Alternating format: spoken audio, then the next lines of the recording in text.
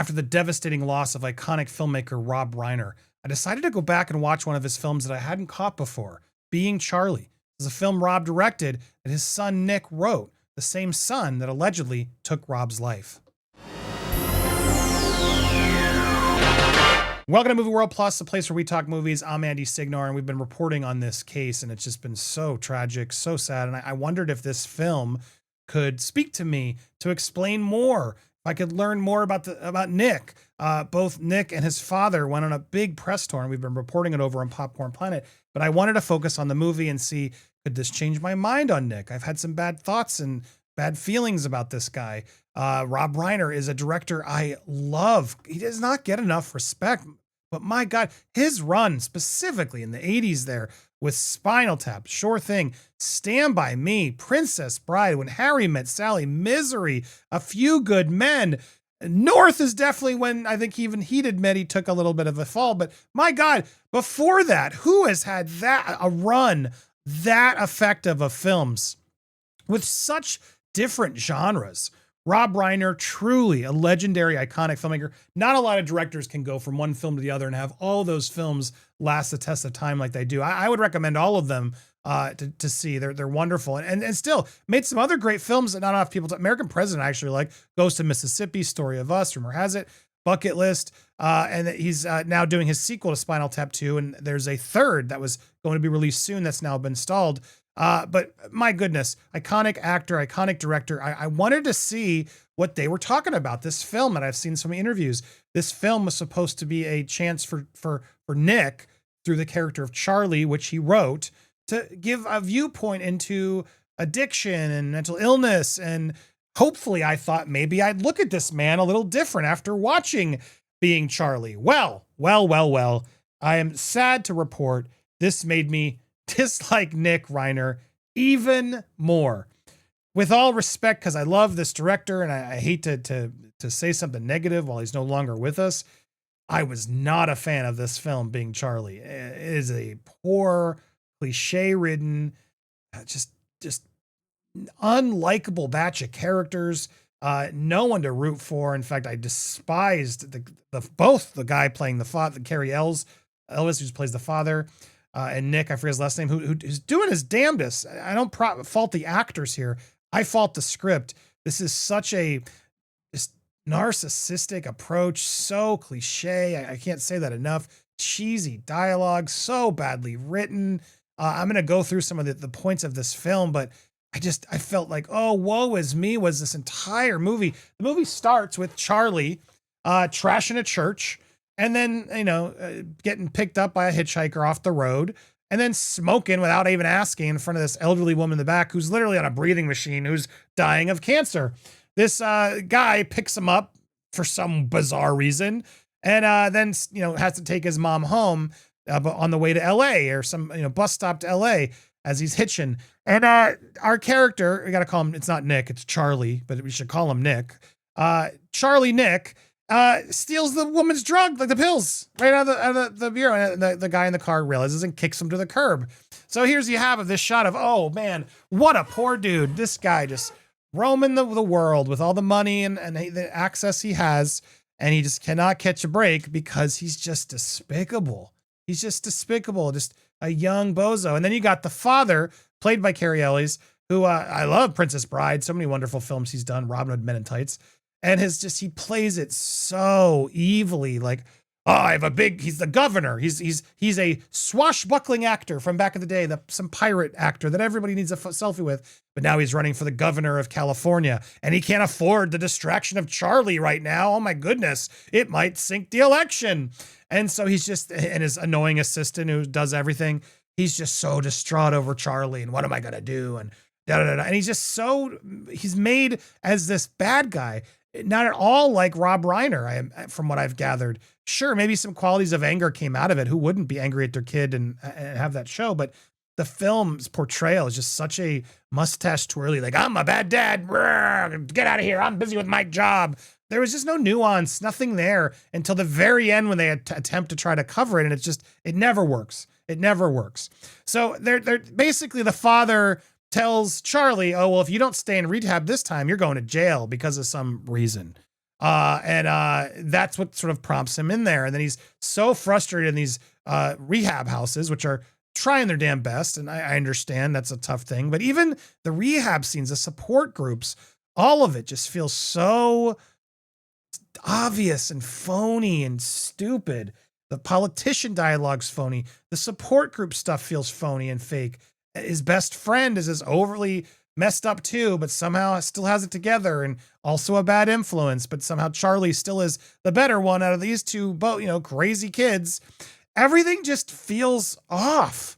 And so he is a stand-up comedian. It's the other thing you got to know about Charlie. He's a stand-up comedian, and every time there's one scene in the middle of the film where he finally goes up and does a routine. I would say it's the best scene of the film, hands down. And he does a sort of a stand-up routine, finally sort of calling out how tough it is. And that was a moment where like, okay, I get this one. And everyone's laughing because they can relate to how tough it is.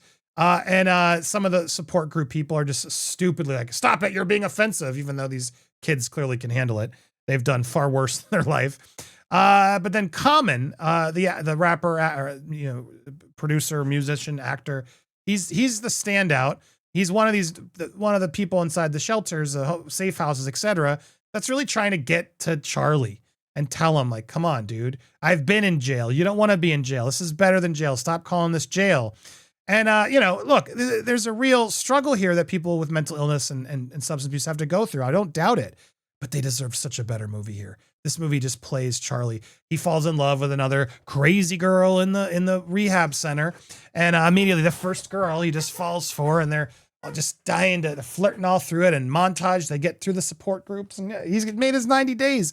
Will they get the overnight pass so they can finally pork? It's literally what this big thing is. And she needs it. And he's working so hard so he can finally have a night with this girl. And it's finally making him have focus. Rather than him learn it, it's always through a girl. And so he's learning nothing. We know, the viewer, this is all so dumb. It's so predictable. Every beat's predictable, maudlin, silly. It's labeled a comedy, as Rob was saying in some of these interviews, and I found none of it funny. I didn't laugh once. Instead, the crux of the story is Charlie, who's just this, smart, affluent, privileged guy who has everything. And he's just so annoyed in life. I can't stand it.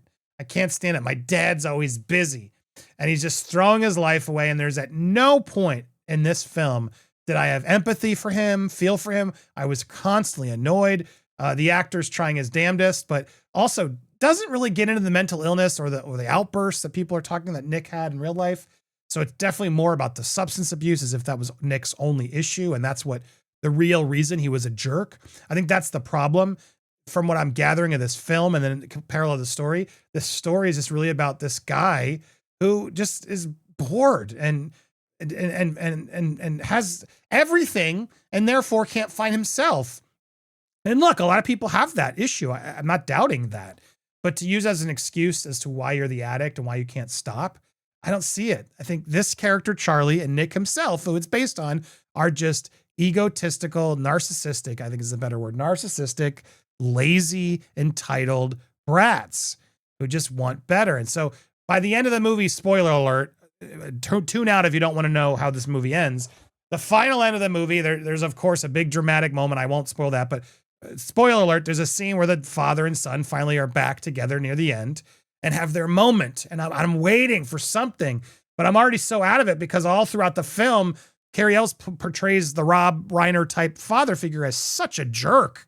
And the mother's always just like, please trust Charlie. Come on, we got to trust Charlie. It's so annoying and obvious. And so finally at the end, the father wins the governorship and And they have this moment in one of the many houses, which they have, yet Charlie still goes to the alleyways to get, it makes no sense. He could literally have people drop it off to him whenever he wants, but I digress.